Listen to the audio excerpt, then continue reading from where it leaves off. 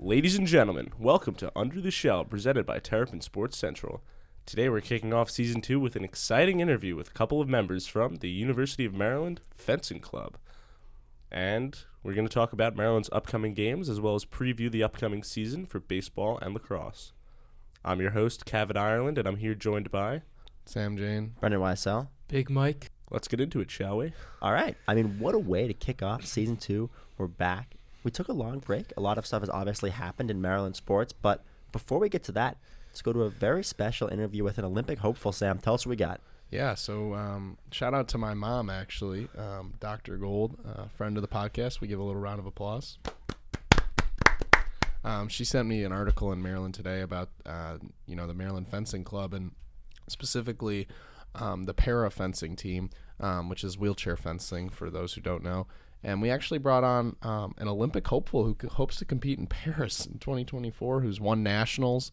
And it was really interesting, guys, to be able to hear, their perspectives and the sport of fencing, which has always been like kind of a cool sport, but you don't really know about it. And especially you don't know about parafencing, like how that works. So hearing about the different perspectives and how the sport is manufactured almost was super interesting. So take it away. I think a lot of people at Maryland don't really know too much about either of you or know too much about fencing club. So that's why I wanted to bring you on. So just kind of, if each of you can kind of go through your stories and talk about how you got into fencing and then how you kind of arrived at this club here at Maryland, we can go from there. So I started fencing when I was 9. The way I got into it was I was looking around for some kind of like sport or activity to do. And I happened upon this one like recreation center / club place, and they were offering chess. But then my mom also noticed they were offering fencing, and she was like, you like chess and fencing, or not chess and fencing, but you like chess a lot. And I've heard that fencing is called physical chess. And so in my mind, I thought like that would be really cool to like apply chess and like sports together. So like I could try and like, like put some kind of like mental and like intellectual aspect to a sport and like try and like beat people that way. So I started fencing there at the Baltimore Fencing Center. So I stayed there for about 4 to 5 years. And through that, I fenced for a little bit. I got a little bit better, and then I transferred to the Homewood Fencing Club, which is run by the Johns Hopkins fencing coach. And through there, I was able to earn a rating, but because of how school and how COVID worked out, I couldn't really continue through high school. And so once I got accepted to UMD, I knew that one of my friends from my previous years is here. And so I kind of like rekindled like my love and like passion for fencing. And that's kind of how I ended up being the president and how I just ended up being here.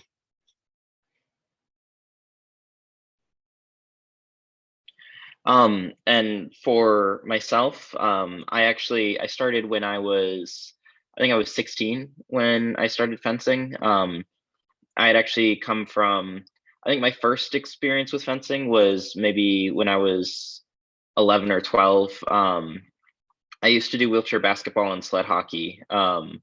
And there was a clinic at the adaptive sports program that I was at for fencing. The Johns Hopkins team was there running a clinic for wheelchair fencing. And I wasn't able to find a club that could take me, but that was definitely when I was 12. I knew from then, like, I really wanted to figure out a way to do fencing. And it took me a while to get there, but eventually I found a coach and got started. That would have been maybe my junior year. For a while before that, I was also doing historic fencing, which is a different style. And that's where I ended up finding the coach that has helped me do wheelchair fencing. Yeah. Like you guys said, super interesting about chess is the physical version of fencing, like fencing is the physical version of chess. That's pretty cool. And I was just wondering, you guys kind of touched on it, like how you started in fencing and it kind of rekindled your passion. You have to find the right coach. How like limited sports can paraplegic like fencing or any other sports be like? Because it seems like, it's not like if I went out to play for a intramural team and I didn't like the guys I was playing with, I could just go find somebody else. Like it's a very limited, sport. So how do you balance like maybe some, neglection you're gonna face, or if it's not really for you but you like the sport, like how do you deal with that? So I guess the para aspect is probably going to be different from the fencing side of it. I think in Maryland, we're pretty lucky where there's a fair amount of clubs. So if you really do have problems with where you're fencing, there are other places that you can try out. And most clubs, since it's an individual sport, have multiple coaches. So I think it can be a problem, but it's not. At least within Maryland, there are a lot of kind of you can move around. For me, for parafencing, that's a little bit harder just because parafencing requires some different kind of coaching styles and there are some different rules. So finding a coach who's willing to learn that and work with you on that can be kind of a struggle. It was for me. Um, but yeah, I kind of see that as two separate questions, I guess. Um, so for my experience, because fencing is like such a niche sport, and especially like Maryland doesn't have much of a fencing presence compared to like say like New York, New Jersey, or like the West Coast. If you were to like try and like change how you want to fence or like find like a different environment, it would be sometimes kind of hard. And especially now because of COVID, I know that a few clubs have shut down due to like lack of funds or yeah, just coaches like not being able to like sustain that kind of lifestyle for a little bit. So I know that some of my club mates would either like, go to like New York or like some kind of club in Virginia. Um, yeah, I mean that for me, that's also why I transferred clubs after a few years because my like growth and like development in fencing was pretty stagnant. So, I mean, if you were to try and like find like a better environment, you could try to find something better in Maryland. But if you were to get like the best of the best, you'd have to go out of state or even like maybe even farther to like I don't know, like a couple states over. But yeah, that's what I know. That's actually a good point. Yeah, it fencing has a much bigger presence in a lot of other states. Somewhere like New York, what I said is probably more true than somewhere like here. Yeah, definitely. Being from New York myself, actually, a couple high schools around us have varsity fencing teams, which is like very interesting. You can see like they cover it in like local news at like high school level. My question is, so Noah, have you competed in both like fixed chairs and chairs where you can move? So yes, but that's because in historic fencing, as far as I know, I'm the only one in a wheelchair who actively competes in that. Okay. So a lot of the rule sets are very kind of experimental. So in some of them, I'm wheeling around. In some of them, I'm fixed. And then in para fencing, it's a much more established sport.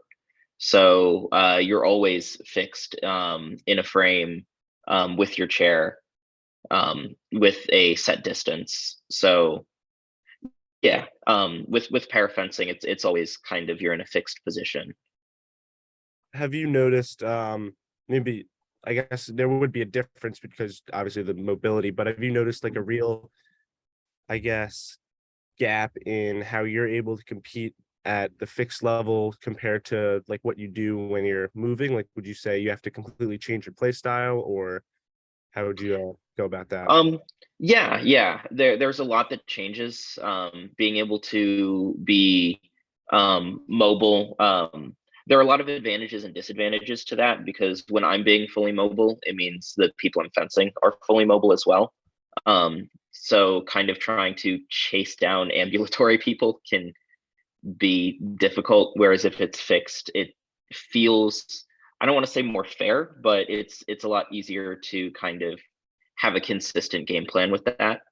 Um, yeah, and it helps that I can kind of keep it separate in my head just out of the rule set and the style that I'm fencing are different between historic and para fencing anyways. So when I'm being mobile, it's a very different kind of style that I'm fencing anyways. Cool. Do you have a preference of which one you like to do better or do more? That probably depends a lot on my mood, honestly. I really like both of them for very different reasons. No, I gotta ask. So, when you're fencing in the club, I read that you have your own separate competition chair, and then people that you're facing off use like your everyday chair. So, take me Mhm. through how do you even how'd you purchase a competition chair? Like, what went into that? Like, how does that Oh all man. Yeah, so unfortunately parafencing is kind of an expensive thing to get into. You have to have your own um the United States has a company that will make different kinds of sports chairs, so basketball chairs, rugby chairs, and Eagle also makes wheelchair fencing chairs. So that's where I had gotten my chair. Most para fencers have to apply through grants because they are not cheap. Um, and along with the chair, you also have to fence with a wheelchair fencing frame, which is what locks your chair in. That's when the article was written. It was because our club, the treasurer at the time, Logan Torres, had been trying to get Reckwell, or I'd been asking Reckwell if they could actually get us that frame, which we were really lucky that they did, because those are not cheap. Um, so it set me up really well to be able to train at the club. Yeah, that's a good answer because I was interested in how that works. And then for Mhm. Luke, two full question. How many members do you have in the club as a general? And then does it ever take like convincing or like just come on like hey like this can improve your game to convince members to like duel in like a seated position? Or is that something that they're all like pretty active in? Yeah, so members wise, we have around like 60 to 80 members, but about 20 to 30 active. I say 60 to 80 because anyone can join and you can show up at any time, but about like 20 to 30 like consistently show up. Sorry, can you repeat the second question? I forgot. Yeah, no worries. I just was wondering, like, does it ever take some convincing to get like other fencers to like practice in a seated position? Or are they all pretty active in terms of like, okay, let's do this? How do those conversations go? Ah, okay. Well, personally, I haven't fenced in the seated chair yet, but I know that a lot of people do, and it honestly is very interesting because fencing, like, there's a mobile aspect and then there's like the blade work aspect. So if you're taking away that one part, it like accentuates the other part. So I say that like when you take away like being able to like control the distance and like the timing, you have to like focus more on like angles and positioning. So I think that some members have like done it because like first because it's interesting, because this is cool and this is a very expensive thing that we should get to use. And because like it introduces into like a different part of fencing that they would not be able to experience almost anywhere else. Do you think, from a training standpoint, that using a or having a fencer sit in a fixed chair would be helpful for them to expand their blade work, and then like before introducing mobility, they would just use the chair and then just so they can work on their sword skills? Um,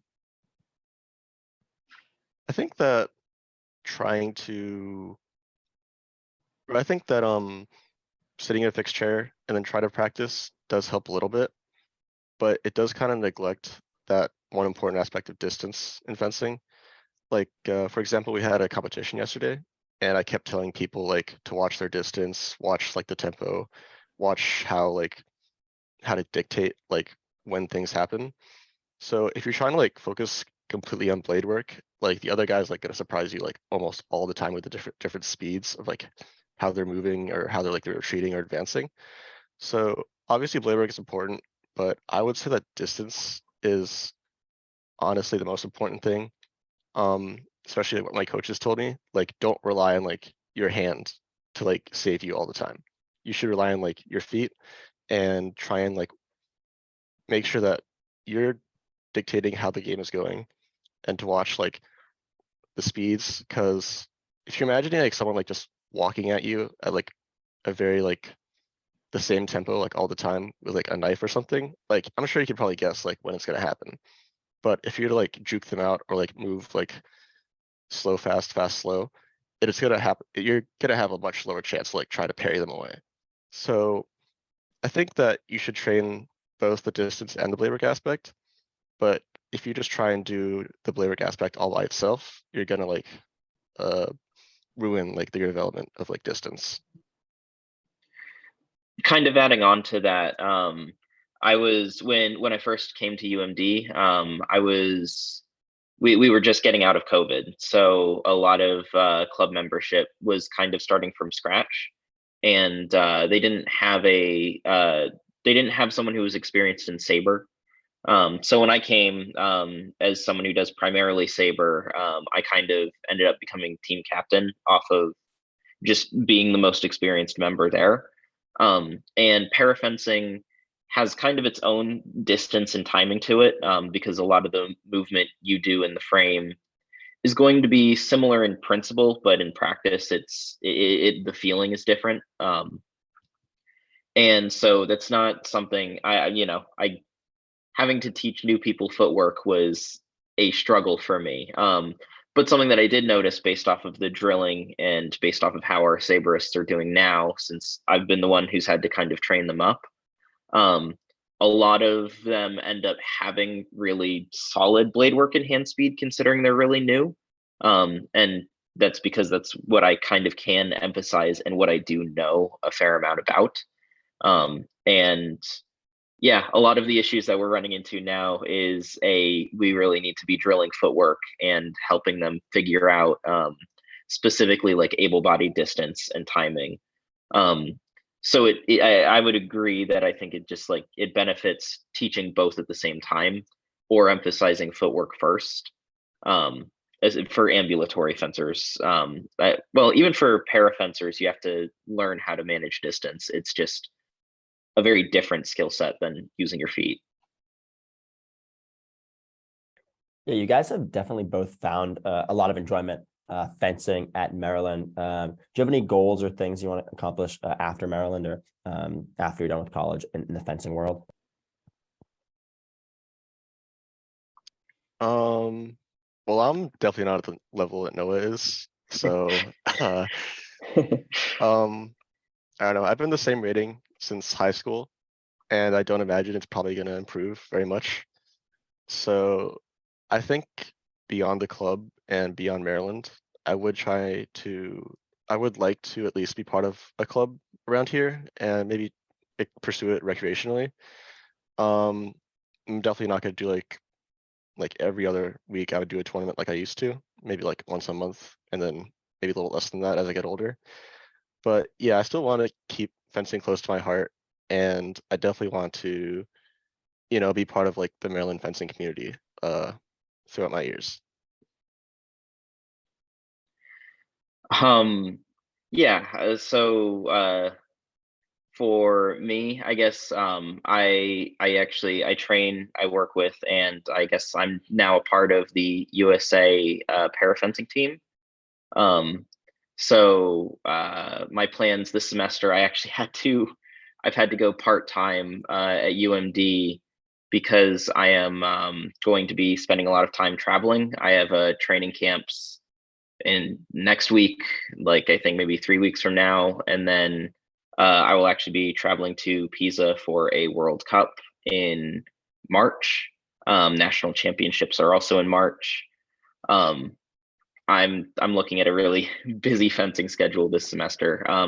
And broadly speaking, I guess being a part of the USA team, the end goal is Paris 2024.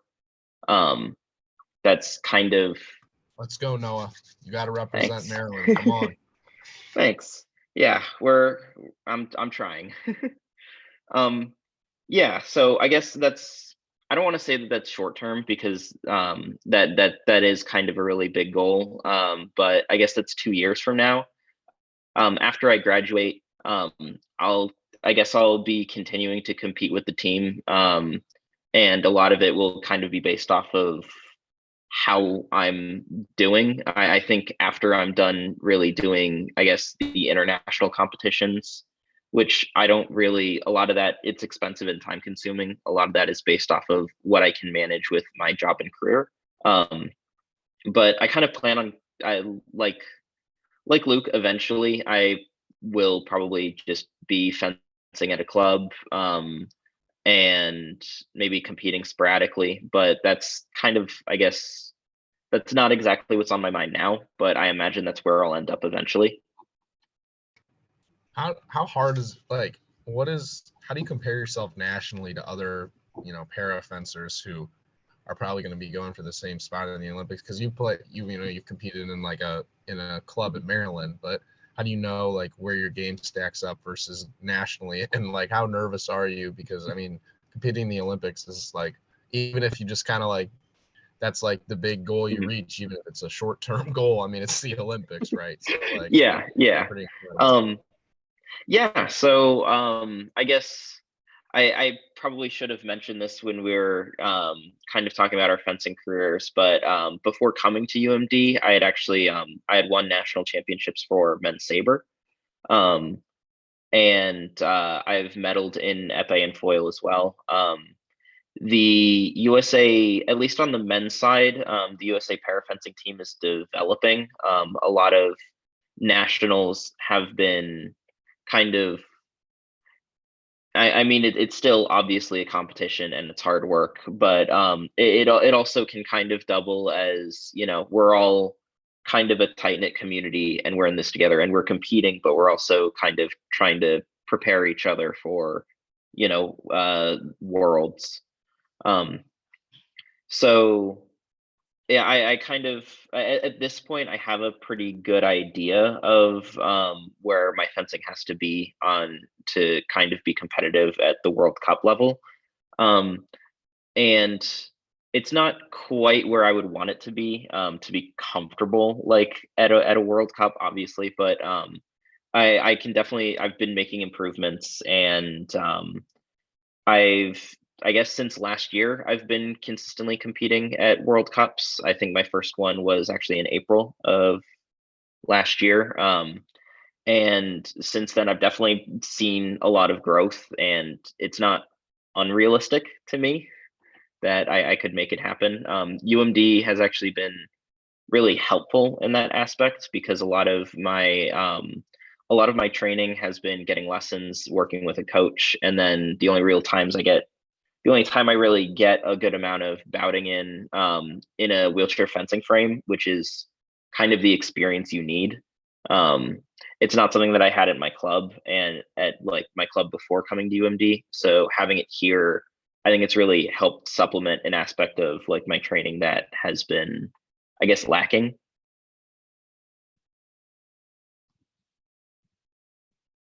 Yeah, that's absolutely incredible that Maryland fencing is kind of here at the university has kind of helped shape your game for the world level, which is incredible. I guess as kind of we wrap up, let's say someone's listening to this, they're on the fence about joining fencing club here at Maryland. What would you say to them? What's your pitch? How are you going to get them to join? All right, it sounds like my job. But I would say that it doesn't hurt in any way.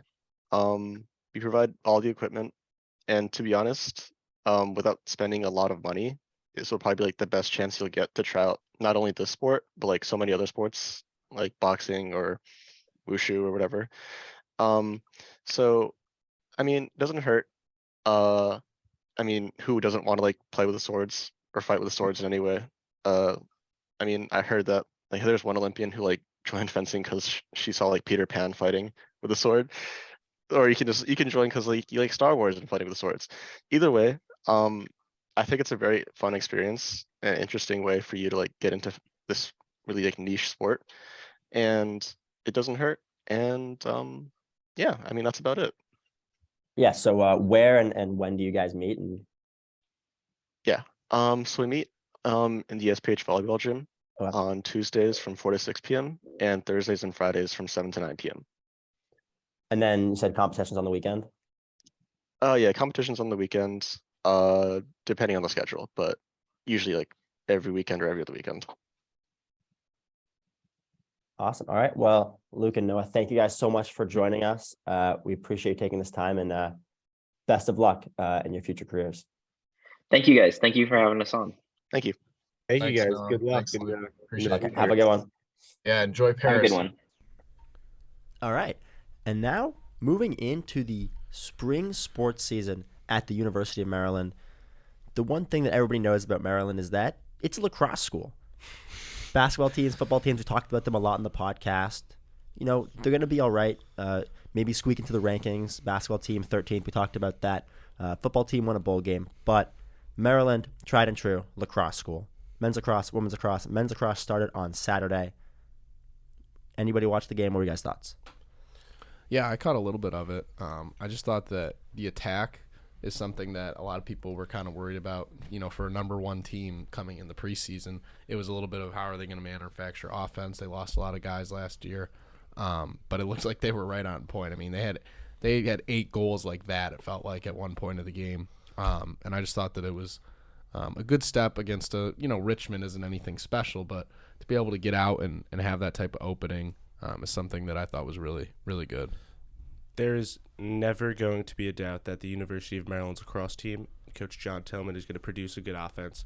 And that's something that we saw this weekend when they beat down the Spiders. We saw a lot of good movement from the guys, a lot of good different sets. Saw a couple 1-4-1s, saw a 1-3-2 even in there. We saw a lot of movement. I forget whose goal was it, but I think it was fairly early on. We saw a nice little dummy cut.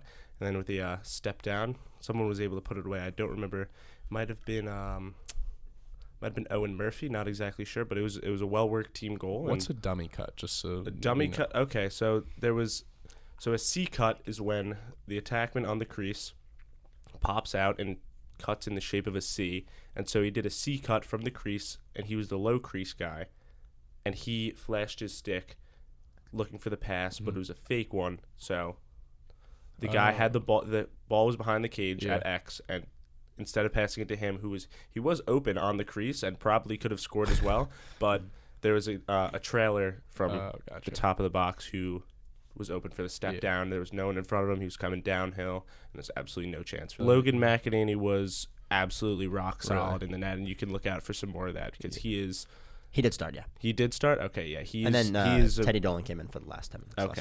Okay, yeah. He is a rock in that he is something that is always going to be sure that he's going to always produce.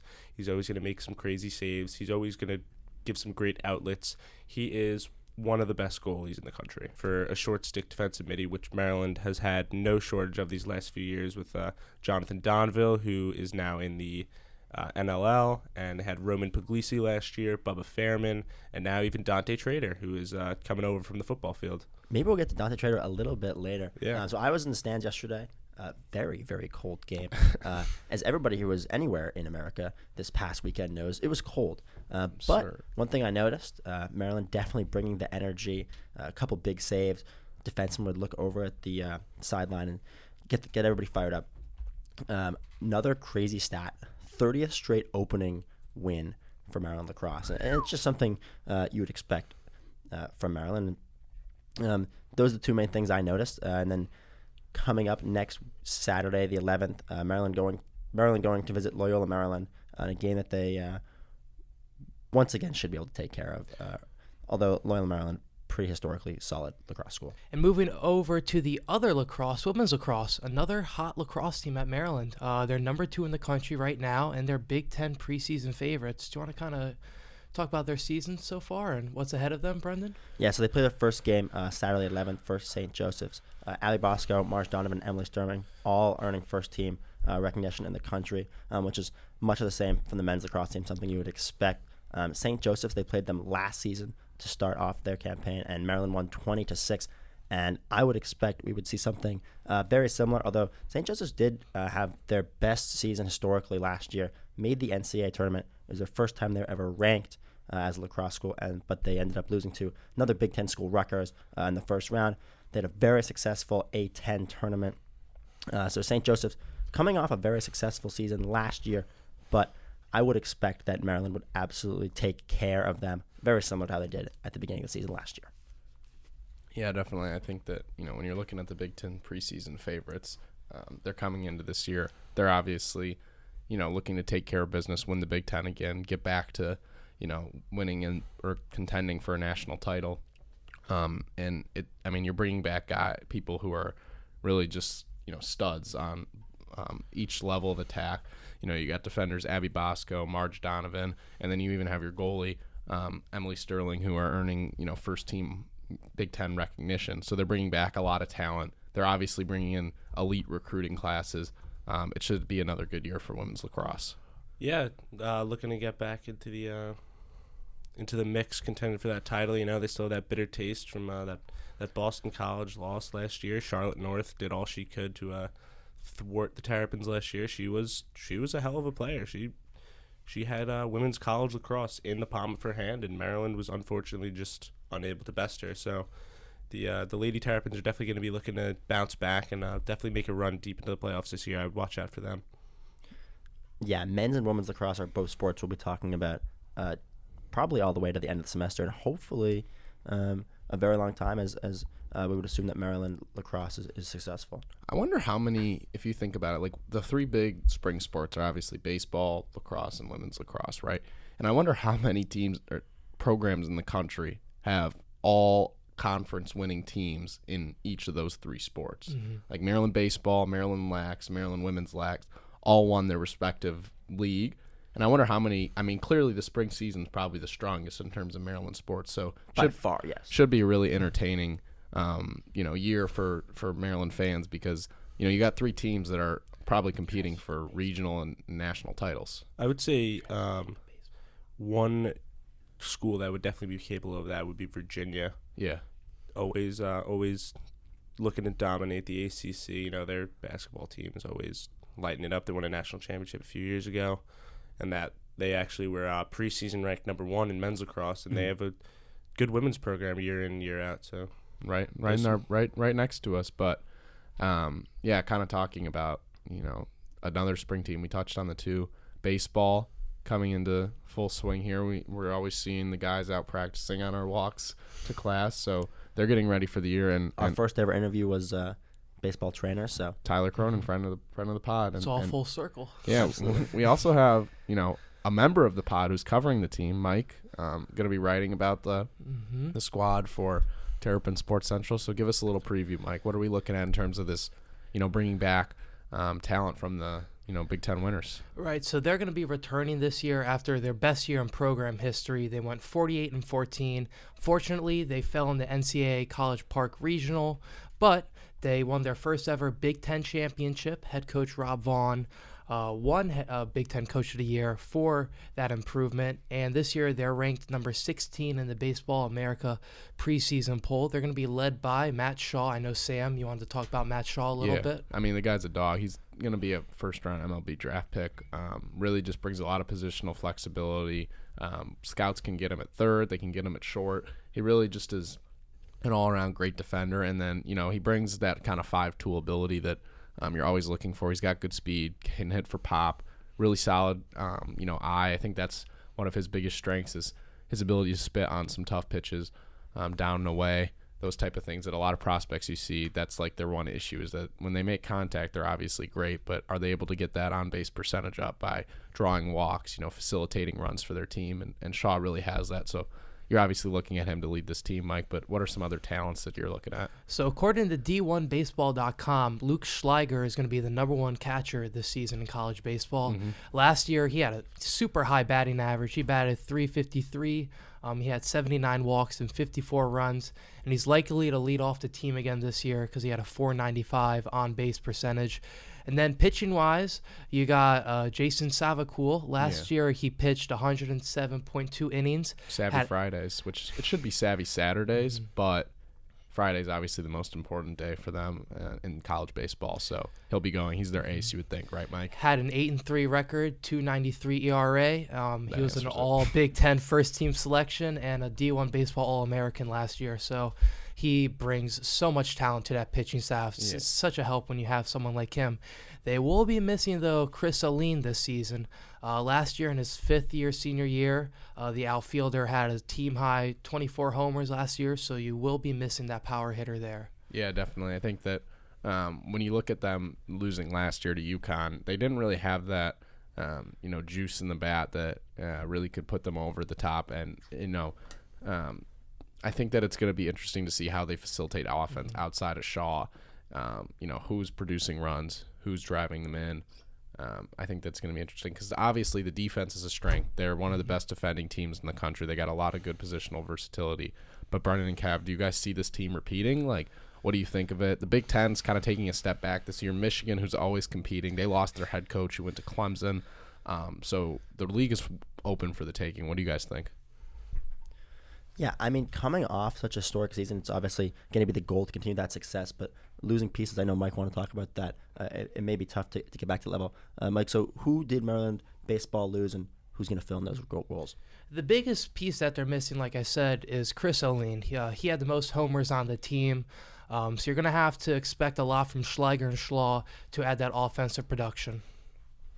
Yeah, I think definitely the Dirty Chirps can get back to where they were last year and even go farther in the postseason. Luke Schleiger was ranked as the number one catcher in the Big Ten coming into the season, so I think it's going to be something exciting to look at. The mindset going into this year, totally different than last year, though. Right. Now you are expected to win. So do they, what is that mentality going to be like? I know Coach talked at the media day that the players have been pretty professional this offseason. They did not enjoy seeing UConn dogpile at Bob Turtle Smith Stadium ending their season. So let's see if they come out with juice and want to get back to where they were and farther. That's a big thing that, Mike, I'm really glad he brought up. Is it's a huge difference, like, if you think about it, when you're the hunted versus you're hunting. You know what I mean? Absolutely. Like, you're the team that you go into – because baseball is a long season, right? And so if you're playing the middle-of-the-pack team, let's be honest, it's harder to get up and, like, play, you're consistently elite for 9 and attention to detail for 9 innings. Like, that is – or, however long the game goes. That's a tough – task to take, but when you're getting up to play the reigning Big Ten champs like Maryland, you're obviously gonna want that game. It's gonna be prime time usually. You're gonna have all the motivation in the world, so it'll be interesting to see how Maryland handles that for sure. But Brendan, spring sports on the come up. However, we're still in winter season, as you said. It's freezing outside. So tell us about the men's team, the basketball squad that's really starting to put things together here. Yeah, men's basketball team coming off a impressively large win. Yeah, I wouldn't say impressive. It's good that you put in impressively large because Minnesota is horrible. Coming off on Saturday against Minnesota, 4 straight wins, riding that momentum. Haven't lost a Big Ten game at home, which I think is the big thing to mention. I've been at most of those home games. I know most people at this table have also been at most of those home games. A lot of energy. But the one thing about the Maryland basketball team that we didn't get a chance to talk about because we were away is that when they do not come out of the gates and start strong, they have a really tough time coming back. We saw that they made an effort in the Purdue game. But across the board, when Maryland does not get out to strong starts, they've really struggled to come back in those games. And I think that is something we're going to have to look for in the Big Ten tournament. And as we get towards March Madness, that is going to be their downfall and why they end up losing a game. Yeah, I definitely think that, if you watched after the Indiana game, Willard talked about how he was really proud of their attention to detail from the jump. They weren't making threes being at that game. They started off like 1 of 10, 1 of 9. It was horrible. But they were in the game, always within striking distance, 5, 3, 1 point. You know what I mean? And even when shots aren't falling, you have to be, competing defensively, generating good looks, because eventually those shots are going to start to fall. And I think that that's something that they've really, started to turn around, is Brendan, like you talked about. When they would go down, it almost would just, landslide into an L.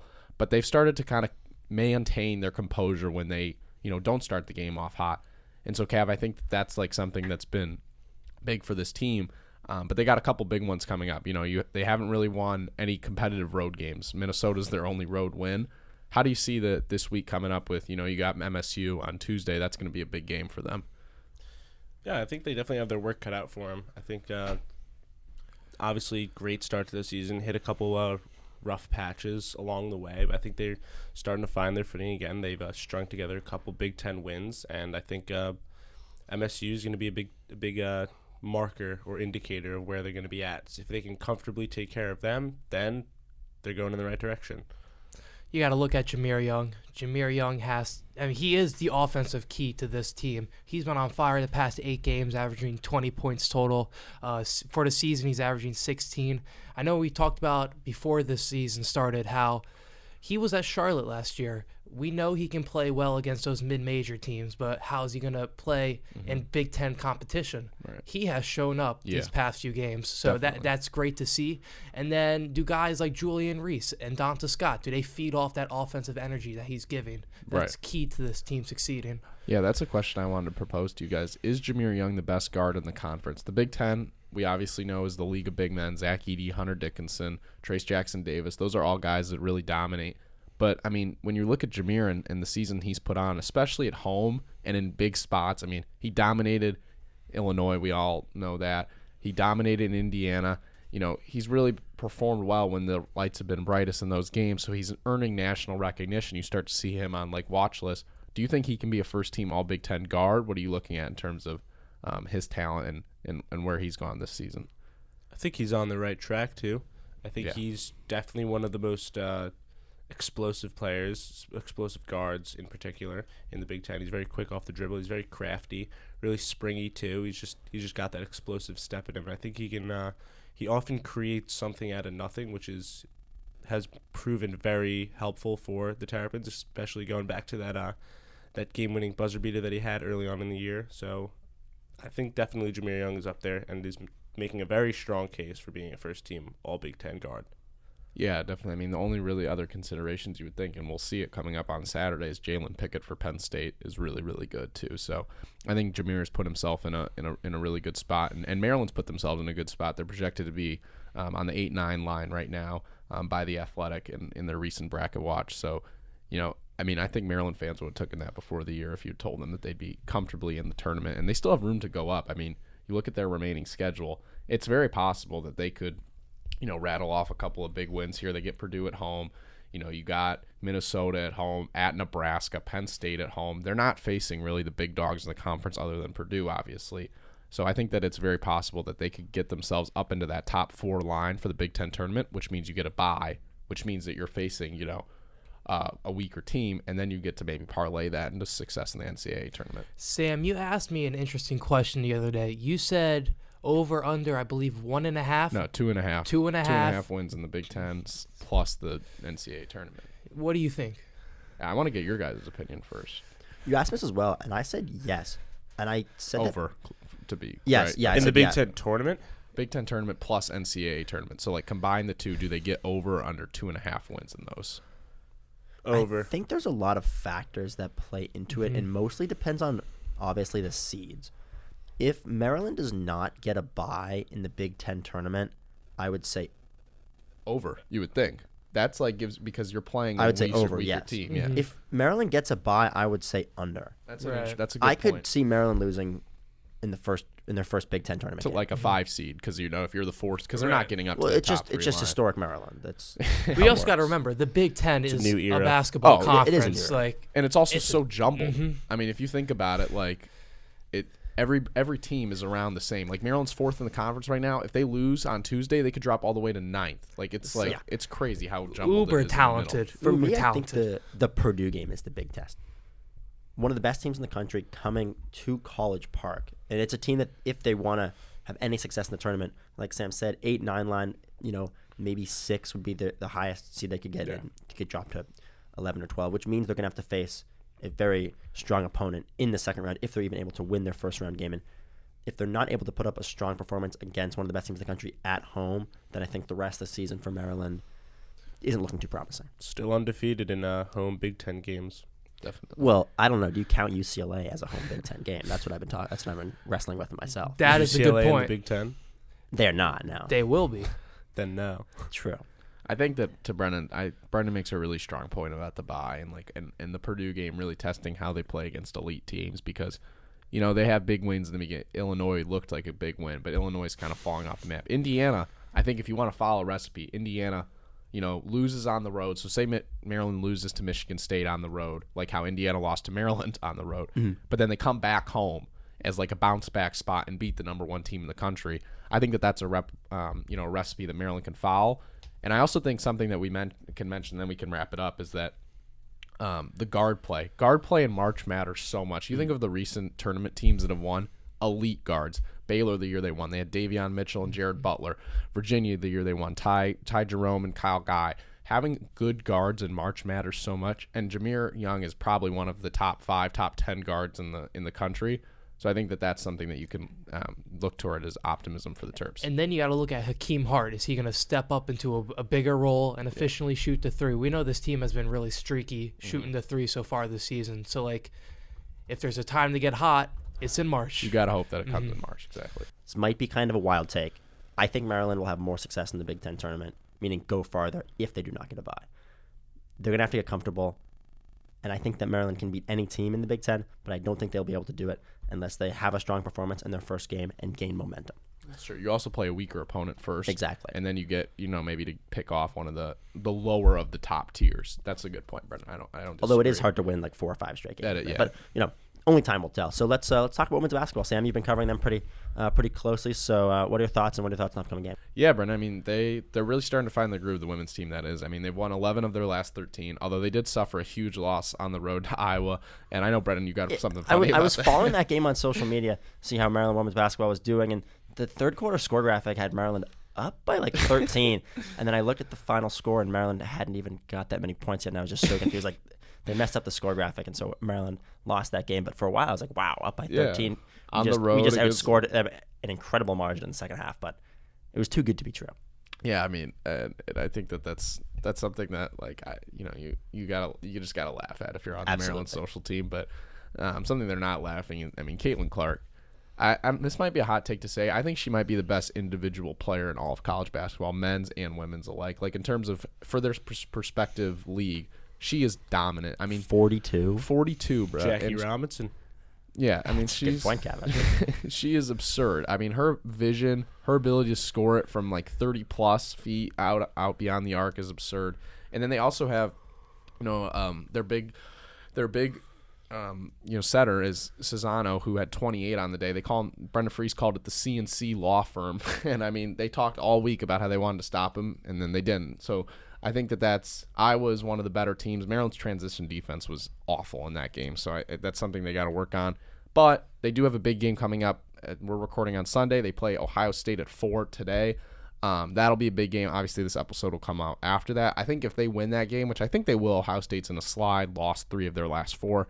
That can really propel them, because then you get Northwestern, Illinois, and Michigan State, who are all kind of mediocre-ish teams. Illinois is the best of the bunch, but if you can parlay this into 4 straight wins, and then you get Iowa and Ohio State to finish the year, I think that they're looking at a really comfortable seed in the tournament. Right now, they're on the 3 line, which I think in the tournament, being on the 3 seed is a really good spot to be in for this Maryland team. You're not going to be the 1-2, obviously, but you're getting a home game for the NCAA, because women's they host NCAA tournament games, and I think that you parlay that into it. But hosting a game, College Park. I know you've talked to me a little bit about the attendance. Yeah. What are your guys' thoughts on that? If you watch teams like South Carolina and UConn LSU on ESPN, you see those games have massive crowds there. Something needs to change in College Park, because the attendance is lacking for a team with this much talent year in and year out, like this program. There's some attendance issues that need to change, especially when you host a conference, not a conference game, an NCAA game. Yeah, I was talking to a team spokesperson, and they were saying that, they've tried everything. They try giveaways. They try to promote it in Stamp. They try to promote it at, dining halls. It's like they promote social media. And it's just like the students really are the ones, and I'm not like trying to, but they have a crowd. They have a really weird demographic in that it's a lot of families and old retired people that comes to their games, like very old people, and then you have like the young like little kids that come with their families, but the students are really the ones who don't show out. And I think that, you know, you have a top 10 team in your backyard. I get that you're playing 4 or 5 basketball games a week between the men's and women's teams. You're not going to be able to go to all of them. But I think when you have a top 10 team and it's on a Sunday at 4 p.m., I'm really interested to see the attendance today because, you know, I think that they should support them. I mean, Maryland women's team is good. They're fun to watch. They shoot a lot of threes. They get up and down the court really easily. It's not like they're boring. I think that something's gotta change. What do you think, Brendan, in terms of the attendance? How do you think they can do better, and what do you think about that? Well, the one thing I'll say that, you know, you were laughing at it. We had a final one day, and you had a game at 11 a.m. So I think some of the scheduling, which is obviously not their decision, has kind of hurt them. You're playing a game at 11 a.m. on a weekday. You know, students are schooling at that hour. Obviously. But I mean, If not sleeping. You know, I think you would hope as that people would show up to bigger games, Big Ten tournament games, obviously not there, but you know, NCAA tournament games at home, and so we'll only have to wait and see what will happen with that. Yeah, definitely, and it'll be interesting to see. Diamond Miller is a stud, so I think that going out and seeing her at least in her final couple games will be important for Maryland fans because she's going to be a top 5 projected pick. And look out for a story coming up soon, a big feature piece I'm doing. So pay attention. Absolutely. Cav, feature you want to do, our terrific Terp of the week, it's back. This week's terrific Terrapin is Dante Trader Jr. from the Maryland men's lacrosse team. Doesn't that guy also play football? He does. Trader is also a safety on the football team. And after the football season, he decided to head on over to the lacrosse field. He decided he wanted to stick around in the CQ Stadium this year. I mean, who wouldn't? Yeah, that's a very good question. It's a beautiful stadium. But Trader Jr., coming out of high school, was a top 10 recruit in the class of 21. At a McDonough High School, which is a private school in Maryland, he was a highly touted recruit and actually ended up turning down his offers to play football at Maryland. Since the season has started, Trader has assimilated himself back into the lacrosse locker room, and he's taken the short stick defensive midi route. In high school, he was a heavily touted offensive player, but he's decided to put his defensive skills to use, as he does on the football field, and is now a very effective defensive midi. So Maryland lost guys like Roman Puglisi, Bubba Fairman, Jake Higgins, all who went to the PLL draft. And now Coach John Tillman has Dante Trader Jr. to step in to try and use that 6 foot, 190-pound defensive back frame to try and fill some gaps on the lacrosse field. And he's well on his way to making an impact in this Terps defense. Also, just wanted to highlight freshman Braden Erksa scored his first goal with the Terrapins this weekend, and he finished with 3 points, while junior Owen Murphy led the team with 4 points. I think there is one thing to be on both teams, be in both locker rooms. There's nothing to play on both teams and play a lot of minutes in both games. That's true, yeah. Trader's definitely, he's not riding the bench. He's getting out there, and he's putting in work. He's getting ground balls. A month after the football season ended. Oh, yeah. Very, very quick turnaround. Just about no recovery. He's got to get back in the gym. He's got to just work for a completely different sport, too. There are a lot of, I guess, parallels between football and lacrosse. You're playing defense, but... playing defense, but even just the physical aspect, like the exercise. You have to be very... Yeah, well, obviously you have to be in very good shape, but running up and down the field, a lot of running in lacrosse. It's the fastest game on 2 feet, as most people in the lacrosse community have probably heard that one before. But Trader Jr. has definitely been able to translate his skills from the football field over to the lacrosse field. And even we've seen, this isn't the first time like a football player has played lacrosse. It's very common for guys to play both sports, but not at as high a level at this. But I imagine the hardest thing about it is if he was doing it in high school, you have a much longer break in between the sports. Yeah. That's true. That's true. You definitely get a lot of time to like recover, completely like separate. Lacrosse wouldn't have started yet for high school, so. That's true. It starts. I mean, for the proper. I mean, if he was doing club, obviously, but you definitely get more time to like get yourself in the mindset of the sport, just like completely shift gears over from football to lacrosse. I remember back in high school, some of my friends would play football in the fall and play lacrosse in the spring. They'd just completely be able to separate it. They got a few months in between, but there's definitely a lot that you can bring from both games, and even you can even share some stuff that goes from lacrosse over to the football field, like your defensive positioning, footwork, shuffling, awareness of defenders on the field. There's a lot of things that connect in these sports. Yeah, and to round out the podcast, Mike, we finished this segment in the first semester, but tell us about the picks. All right. In last place, we got Sam at 15 17. That's impressively bad. Started off so hot. Third place, we got Cav at 15 16 1. Second place, Brendan at 16 We 16. weren't that different, dude. Relax. I think And yours truly, Big Mike, 17 and 15. Wow, it was really first close. place. Yeah. So Way to we'll go, make Mike. sure we celebrate that one weekend this semester. Yeah, Mike.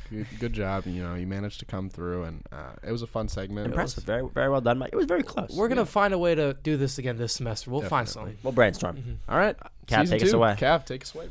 Ladies and gentlemen, thank you for tuning in to Under the Shell, presented by Terrapin Sports Central. As always, enjoy your evening. We'll see you next time.